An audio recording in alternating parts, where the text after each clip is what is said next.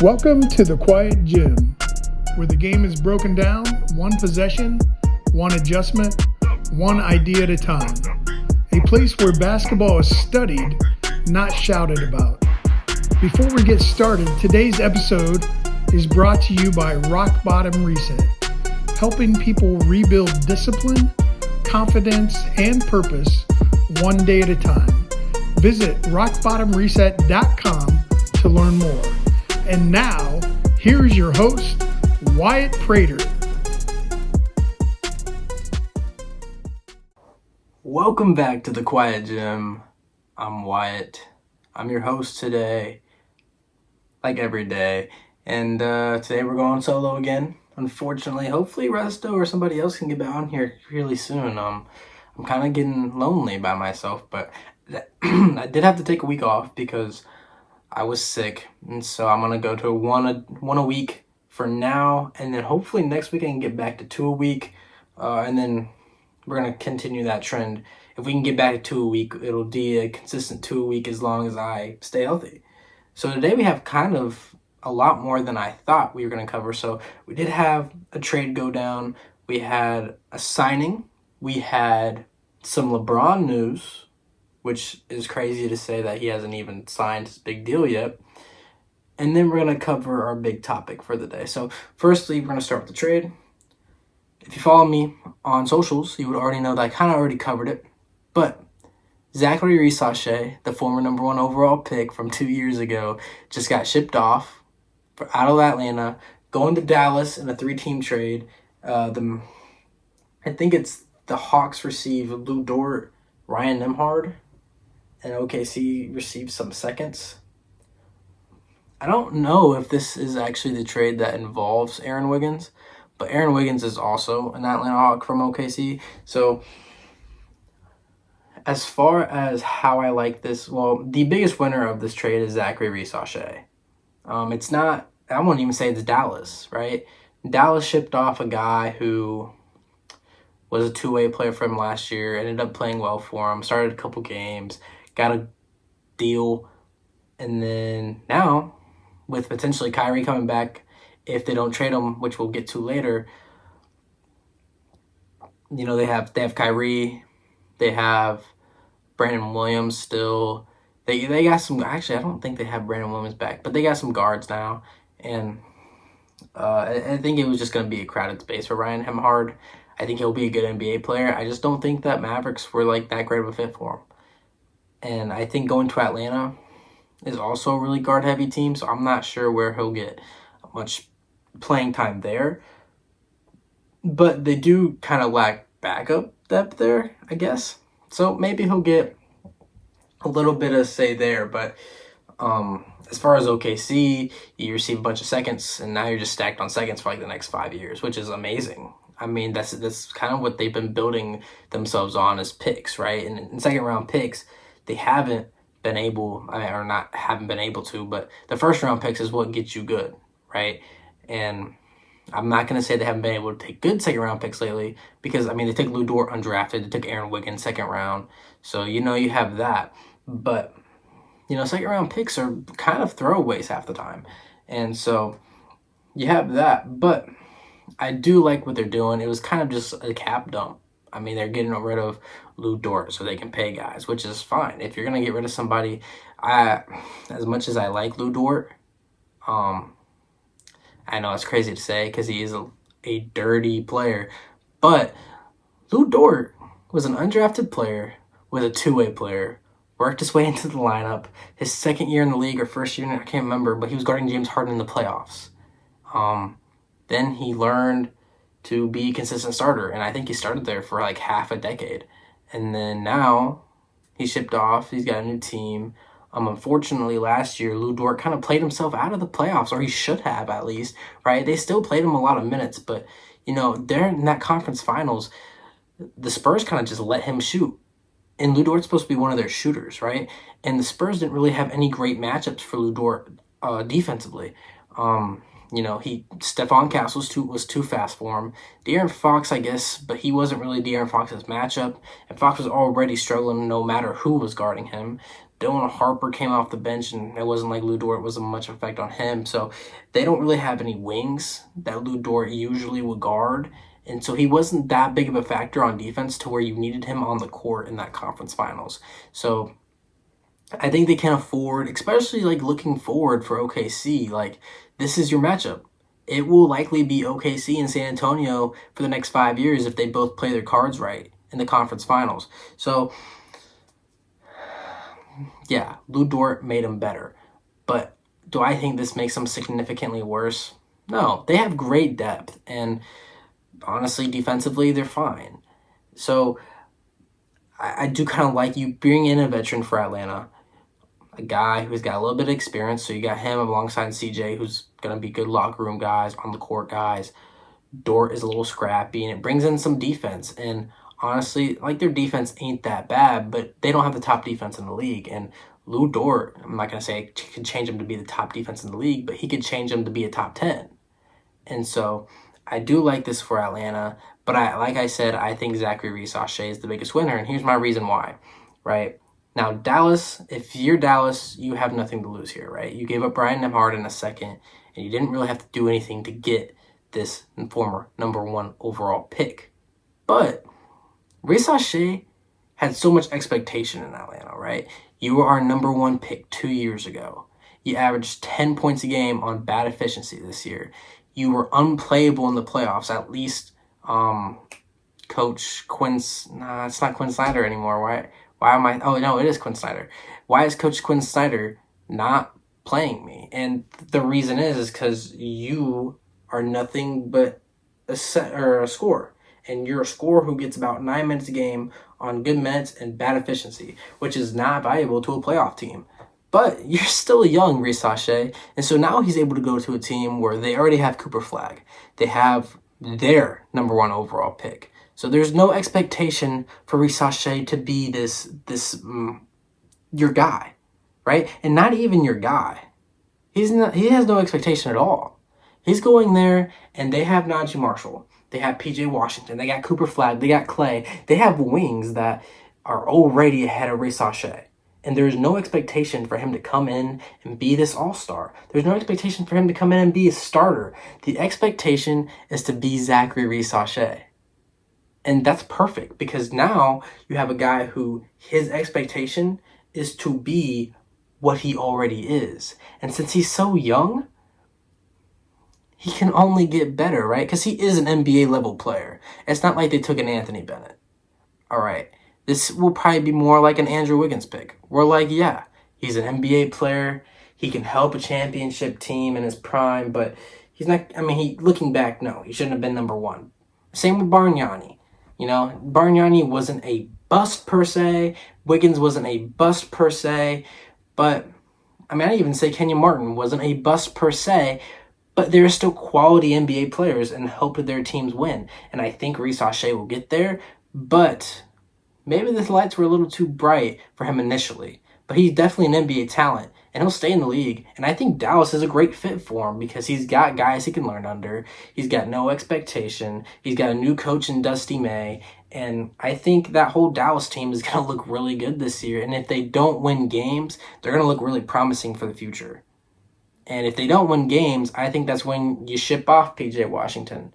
You go and you trade Kyrie, which we're going to talk about later, and you're going to go get young guys that build around Flagg, right? I think right now they're perfect as far as the position they're in because they only have Cooper Flagg. I love Derek Lively. I think he's a great future cornerstone to have because they're in a Western Conference with Chet Holmgren and Victor Wembanyama, and defensively, I love Derek Lively on them despite Chet and Wemby both having great games on Dallas last year while Lively was in the lineup. But they also have other young guys, right? Max Christie is a great shooter. I love Max Christie. I liked him in LA. I liked him at Michigan State. He's a great player. Am I missing any other young, really good young players that they have that maybe I said Brandon Williams earlier, but I think Brandon Williams is actually still a free agent. But even if they brought back Brandon Williams, he's a great offensive guard who honestly plays a lot like a bench version of Kyrie Irving. So I love this for Dallas. I love it even more for Reece Sachet. As far as for Atlanta, I like it. It's all right. I think you're paying up some salary that you don't really need, but let's see how Lou Dort plays for him. I didn't mention Aaron Wiggins. I don't know if he's a part of this trade technically or not, but I do like Aaron Wiggins for the team, but it's just another wing. So we'll see. But that wasn't the only, I guess, movement we had this year, or I guess this week. Matisse Thybulle signed a 1-year deal with the Lakers, and I said earlier that this could be bye-bye Bronny. And now that I've got the chance to sit on it, and I've thought about it, I'm thinking, well, let's say LeBron goes somewhere, and that team doesn't want Bronny, or the Lakers don't want to get rid of Bronny. There's a chance where it's like bye-bye Dalton Connect.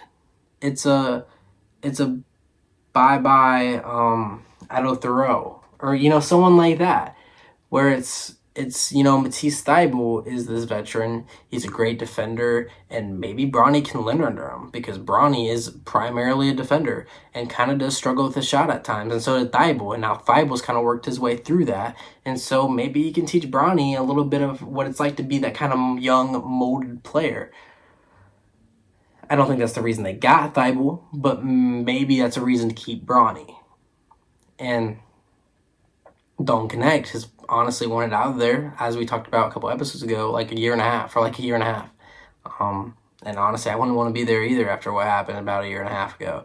So I think it's a good pickup for the Lakers. I think it's kind of just like get a veteran. The big thing about Matisse Thybulle is I was good to see his defensively.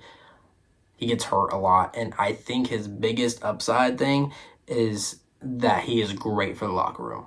I think Matisse Thybulle is an amazing player for your locker room.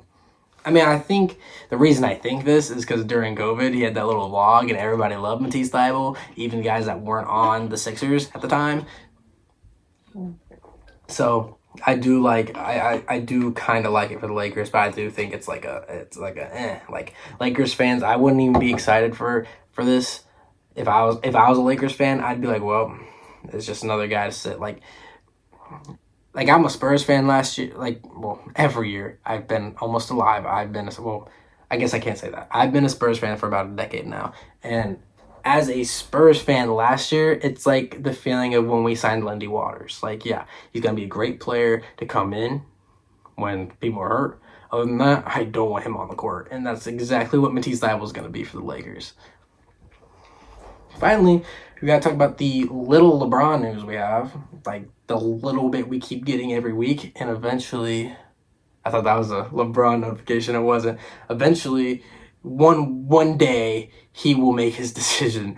But every week, we've gotten some BS type of news. But this week, we've actually gotten some actual news. So hang in with me. So first, for scheduling, a lot of, Adam Silver has got to schedule this upcoming season. And he can't do that because we don't know where LeBron's going to be, right? You want LeBron nationally televised if you're the commissioner of the NBA. Well, if you don't know where that guy's going to play, you can't make the schedule. And you might be like, well, why does it matter if you make the schedule now or a month later? Well, because you got to make, national TV, right? You got to be able to schedule stuff, and then you got to be able to pay those programs to put them on their channel or their streaming service or whatever it is, right? So let's say he signs with the Cavs, right? Because that's where most people expect him to be. You want to make the Cavs versus the Knicks, nationally televised. Well, if you don't know LeBron's on the Cavs, you can't schedule LeBron versus the Knicks on national television. So I think that is an interesting thing because it's like, all right, LeBron, you got your fun. I think he's honestly stalling because I think he just likes the attention of okay, there's nothing happening. We're in the dead of the offseason. Summer League is over. There's literally nothing in the NBA to talk about. And except for LeBron right now. And even the W, right? Caitlyn just had her big game. That if you keep up with the W, was like historic. She just broke a record. She broke a Fever franchise record. She had 45. I mean, she's going crazy right now. And so she's making a little bit of intention on the basketball side, and the sports side. Soccer, the World Cup just ended. So I think he's waiting a little bit for everything to die down, and then LeBron will be the only thing everybody's going to be talking about. And it's a little petty, but I think that's partially what he's doing. And I could be wrong. I could be 100% wrong here, but that's just what it kind of looks like from a fan's perspective. So LeBron, I know you won't see this, but if you do, just make your decision, man. Like, I'm not going to say no one cares, because we all care where you go. Like, all NBA fans care and want to see you play, dude. But look, we're not here to be your little attention whores. We just want you to be on the court, and we want to know where you want to play, dude. It's not that big of a deal. But that being said, it came out today that he's been waiting to see what team can be a suitor or a trade partner with Washington or Dallas to get Kyrie or AD. And that's a little bit interesting, because as an NBA fan myself, I'm like, okay, LeBron won in 2016. He won in 2020. Obviously, he won before that, but his second and third best players no longer in the league. So, teaming back up with Kyrie from his 2016 championship, or teaming up with AD from his 2020 championship, that would be bittersweet, right? AD's been his guy ever since he was on LA. He's been the guy that they went and got. Kyrie was kind of that young guy that he brought up, and he did something really historic with him, a thing that no other team's done, and him and Kyrie were kind of like the 1-2 offensively for that team. So I understand it. And for an NBA fan, I'd love to see it. But unfortunately, I just don't think it's going to happen, right? These teams are going to be asking for a lot because they know what's on the line. Like, let's say Cleveland, let's say Miami, let's say Minnesota, Philly are asking for Kyrie right now, or asking for AD right now. You know exactly why, so you're going to up that price, right? And I don't know if I do that for an aging guy. I mean, Kyrie just came off a season where he didn't play one game. AD came off a season where he played, 20, 30?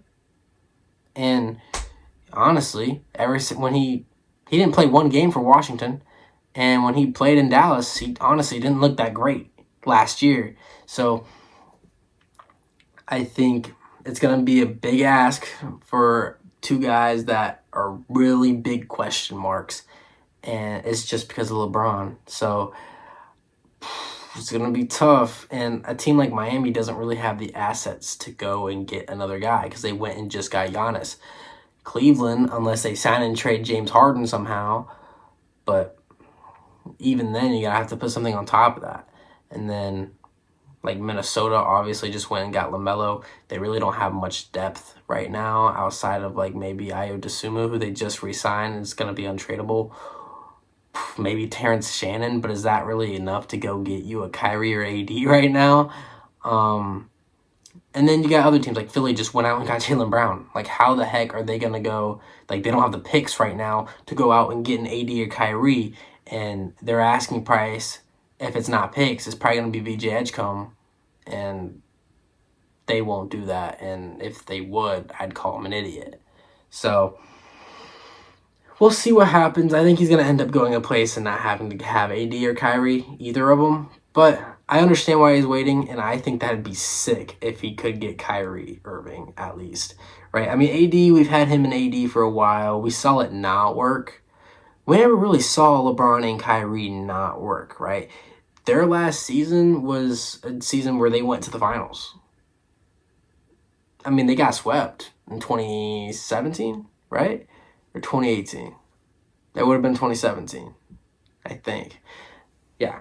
It was the year they went to the finals, and then they shipped him out, or Kyrie out, for Isaiah Thomas and Jay Crowder and Ante Zizic, and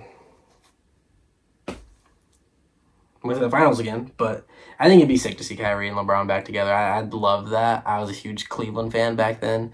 I mean, not a Cleveland fan, but I was watching Cleveland, begging them to win, just like everybody else was to beat Golden State, and they did, at least in 2016. So I think that'd be great.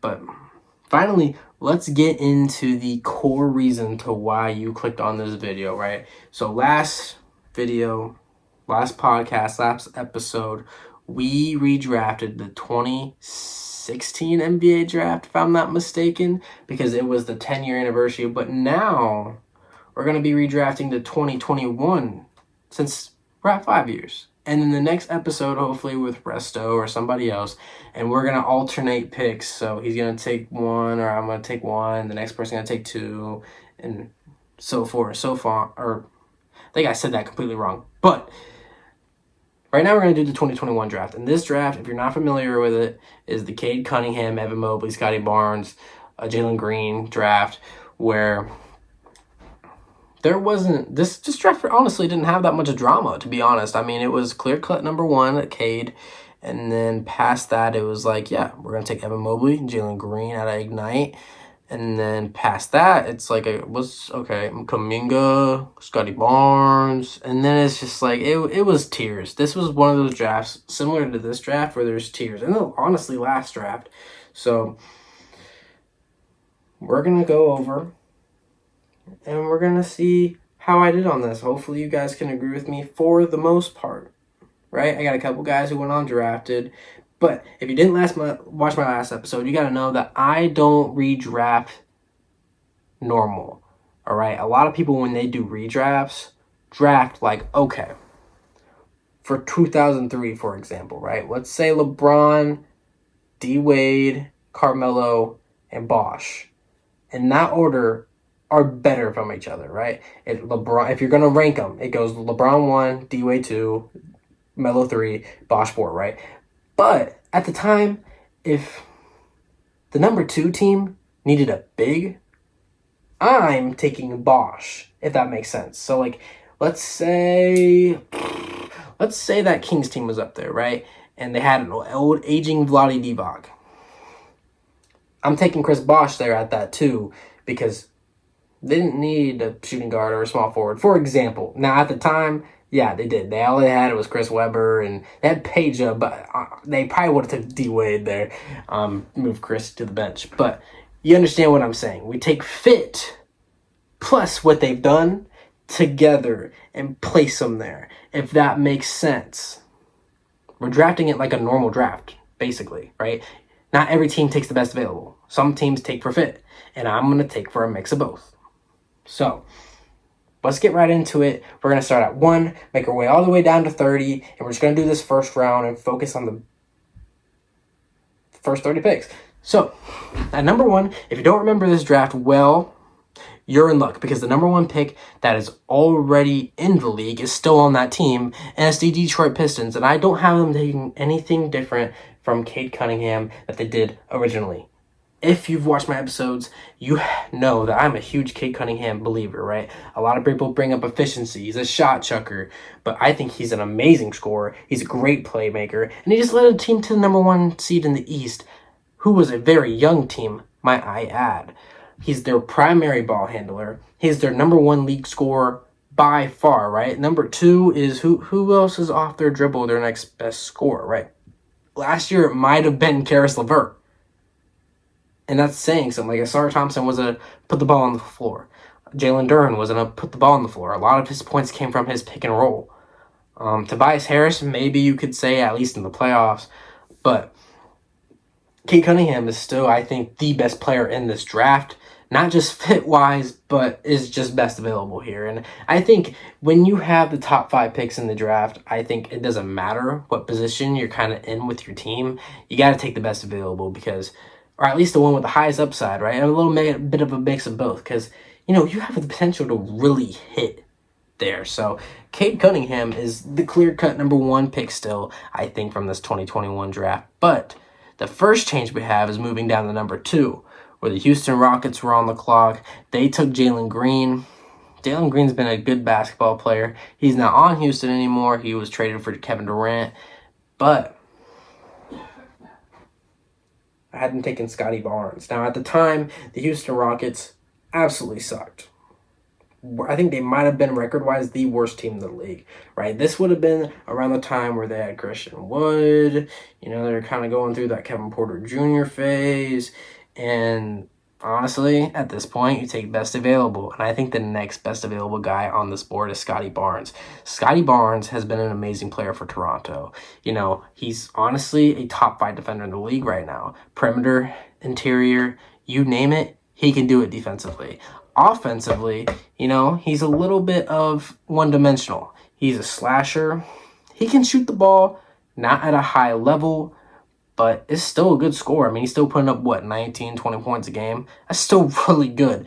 And then put that on top of his defense, you got yourself one hell of an NBA player. Well, that's what you got in Scotty Barnes. And I think if Houston ended up getting Scotty Barnes here, that might have made Scotty Barnes even better than he is now, because that would have made a team build completely around him. In Toronto, he was kind of in that middle in between where it's like, yeah, we have this really good young player in Scotty Barnes, but we're really hesitant to just kind of give him the keys. And I didn't think until this year they really gave him the keys.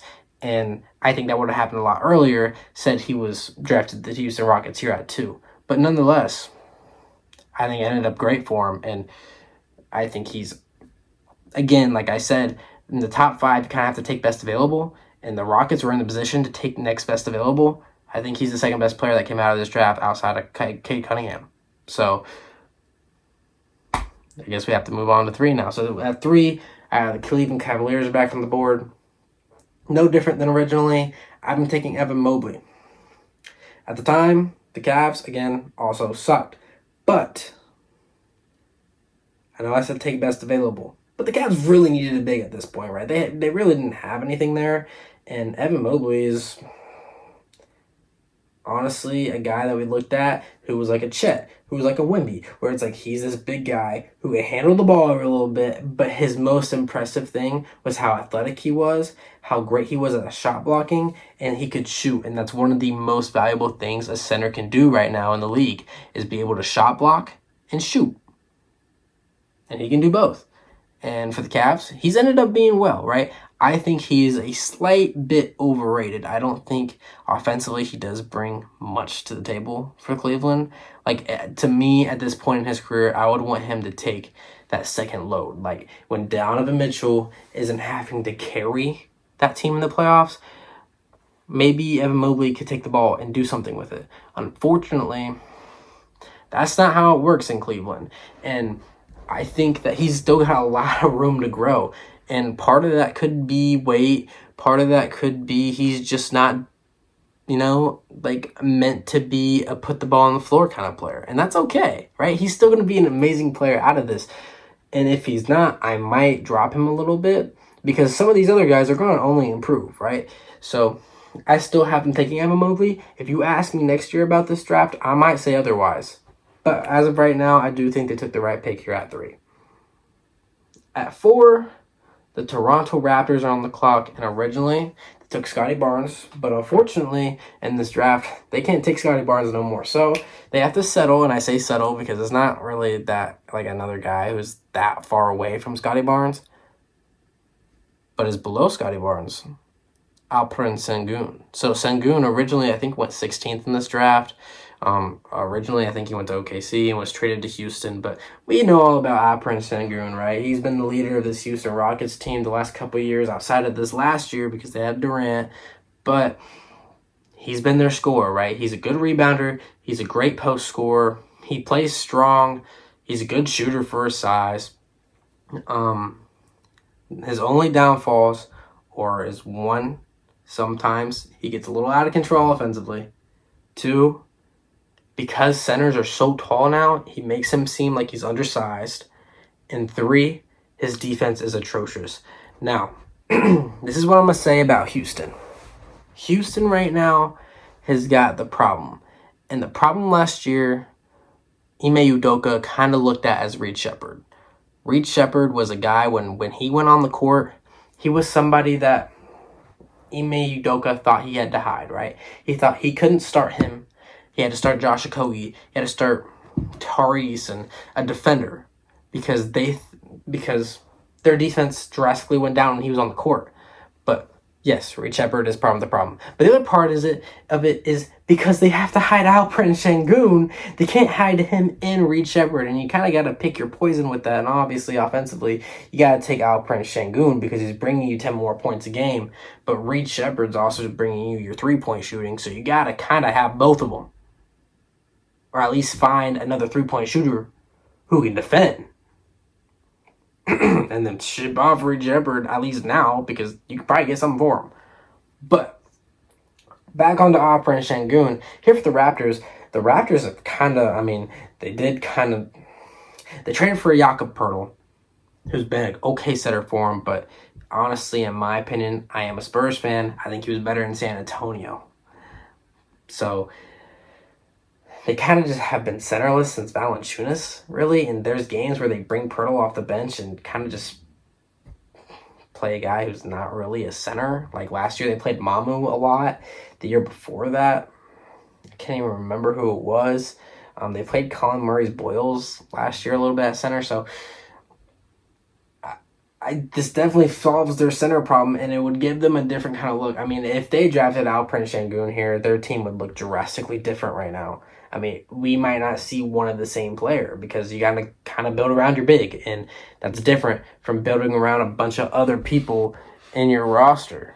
So, sorry about that. My phone got a notification. But next, let's kind of go a little bit faster here. We spent some time on the first four. We're going to spend a little bit of time here, and then we're kind of going to try to fly through things. So, at the 5th pick, the Orlando Magic chose Jalen Suggs originally, who had a great season at Gonzaga, but unfortunately, I'm going to have him dropping lower. I love Jalen Suggs, but here I'm going to have him taking Jalen Johnson. Now, do I think Jalen Johnson's a better player than Alperen Şengün, than Evan Mobley? I think he is. Even Scotty Barnes, him and Scotty Barnes are kind of on that same tier, but we've only really seen one elite season from Jalen Johnson so far, and let's say Jalen Johnson gets hurt tomorrow.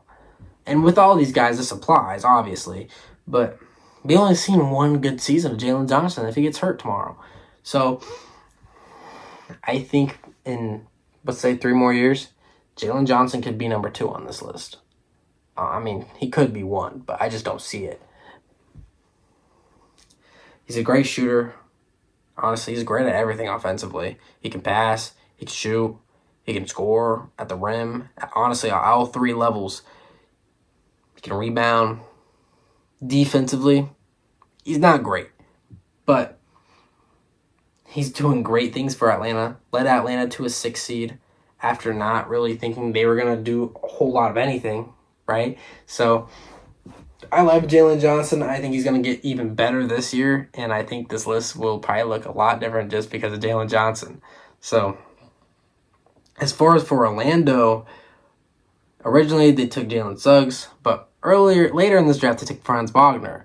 So they kind of did have a hole at that forward position. They just also didn't have a point guard, so they took both. And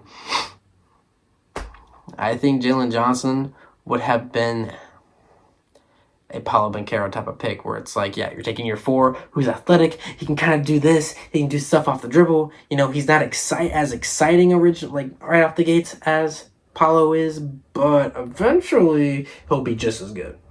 So I kind of loved that pick there for Orlando. And then at 6, the Thunder originally take Josh Giddey, which again, nothing's wrong with Josh Giddey, but I do have him a little bit lower. And I have him taking Franz Wagner, who I was just talking about. Franz Wagner, can you imagine if they had Franz Wagner right now? OKC? That would be a tough team. No one's beating that team. No one.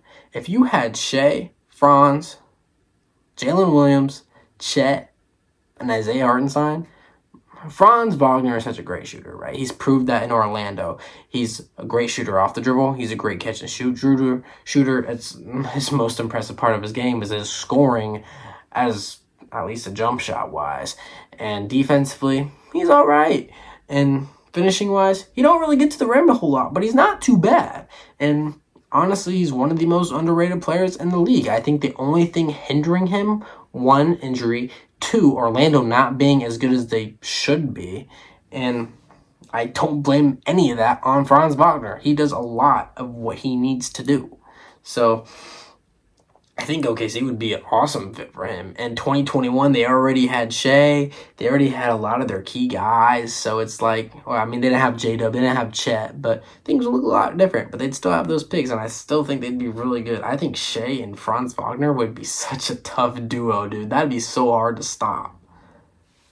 Moving down, Golden State Warriors, who originally took Jonathan Kuminga, but I'm going to have them taking a guy that they probably didn't think of drafting at all here originally. It's Austin Reeves. Austin Reeves went undrafted. The Lakers took a chance on him and banged out, dude. They got a guy who's an all-star caliber player who's going to be looking at max money, who already has been looking at max money, and here in 2026 is one of the best shooting guards in the league. He's honestly one of the, this is going to sound racist as hell, one of the best white scorers I've ever seen, at least at that guard position. At least white American. Yeah, he's a great ball handler, great shooter. I mean, I don't have to say much for these guys, man. A lot of these guys are just really great. And I just want you to imagine, this is an NBA podcast, so if you clicked on this, you know who this guy is, right? I mean, I'm assuming you've seen some Lakers games.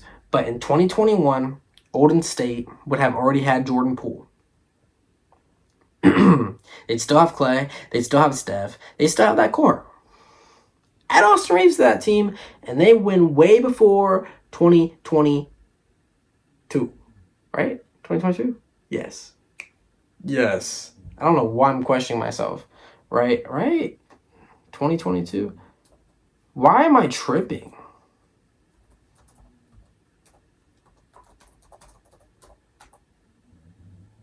Yeah, okay. I don't know why I was tripping. Yeah, because 23 is Denver. Okay. Whew. I'm tripping. But yes. But can you imagine? So I guess they wouldn't have won before 22 because that would have been Reeves the second year. But they would have won maybe another one. They could have kept Clay. You know what I mean? Like, this team would recover so much better. And can you imagine if that 2022 team not only had Jordan Poole off the bench but had Austin Reeves? That'd be tick. But at the same time, you got to think, like, in Austin Reeves' second year, he wasn't much of anything. But Jordan Poole never hit his prime, so there's that. Moving down at number 8, we already talked about Franz Wagner going here to Orlando, but I have them not taking Jalen Johnson, but I have them also taking here in this redraft Jalen Green. Jalen Green obviously drops a little bit here. First off, he wasn't that healthy last year, but he's became more of a facilitator, and I love that for him. And not only is he one of the most athletic guards in the league, but he's also one of the better shooters that he doesn't get enough credit for. He's not that bad in the clutch, and honestly, if you can get past, the money he's getting paid for the games that he does,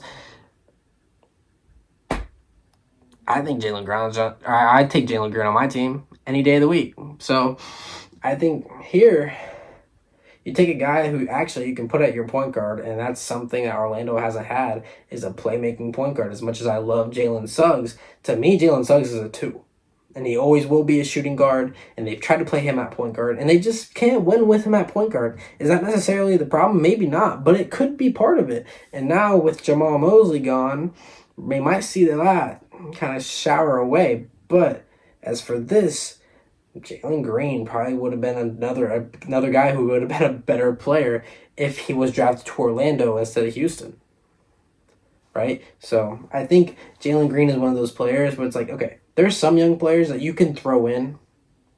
Let's take last year's draft, for example.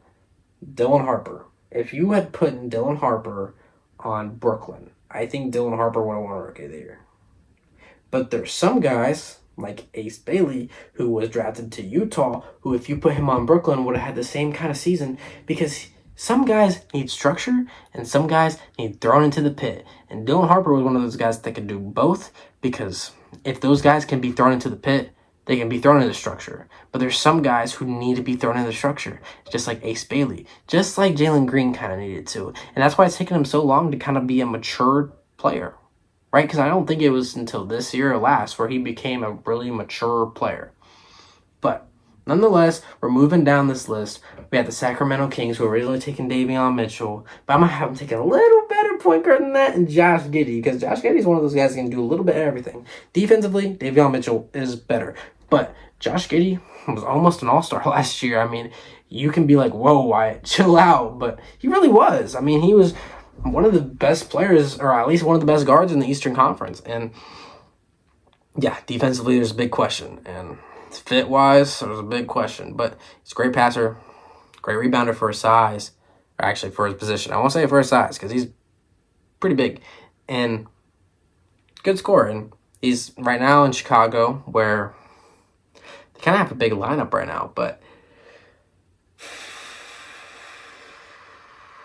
I don't want to talk about the Sacramento Kings, really. I'm sorry. At 10, we get the New Orleans Pelicans, who took Zaire Williams, who's no longer in this first round and obviously is no longer in the NBA. And they're going to take Trey Murphy instead. Trey Murphy is one of those guys where, like, it took him a little bit to get settled in the league. He went from a role player to one of the best scorers. And I think if New Orleans was to stay healthy, he wouldn't be a 20-point per game scorer. I think he'd be more like 14. But he's an amazing shooter, and he brings a lot. I think of Trey Murphy a lot like I thought of Devin Vassell, which I know I bring it back to the Spurs players, but Devin Vassell, when the Spurs were really good, the season right before they got Wemby, they had drafted Jeremy Sohan, and their two top scorers was Keldon Johnson at 22 and Devin Vassell at 20. Now that they're really good, both of those guys are around 14 to 12. And that's exactly what I think of Trey Murphy, right? Trey Murphy's averaging 20 right now. Wait till he gets on a really good team, and he's going to be around 14, which there's nothing wrong with that. Those guys are valuable. As we saw, Vassell's part of their run, Vassell was amazing for him, and they needed him.